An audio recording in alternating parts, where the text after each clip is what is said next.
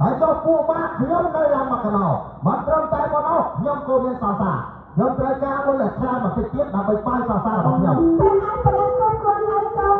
បើគេកសិកម្មជាមិនដែលមានប្រឡងផងកូនឯងមករត់ថ្ងៃថ្ងៃលំបាកមកខំអង្គុយក្រាត់កូនអស់ហើយហាក់ពេកដល់ផ្លែនេះយើងរត់អត់ប្រាក់ឲ្យកូនឯងចាយបាយបាក់រឿងលុយឲ្យកូនទៅបន្ទួតម៉ែឯងតែតែនោះបានទៅជាម៉ែឯងបោះស្រឿងនេះម៉ែឯងអត់ខ្វះទេតែកូនតើកូនចាស់តាហេងណាចកាបើម៉ែឲ្យខ្ញុំប៉ុណ្ណឹងក៏ប៉ុណ្ណឹងចកាហើយក៏ម៉ែទៅខៃប្រមាអូច្រឡំឲ្យរំចាណែមកឲ្យអូនទៅមើលទីនេះត្រូវតែទីតែកន្លែងអត់ទីណាមកចូលសុខចិត្តទេអត់ទៅយកគេអត់អត់ឡើងទៅមិនសុខចិត្តរំចា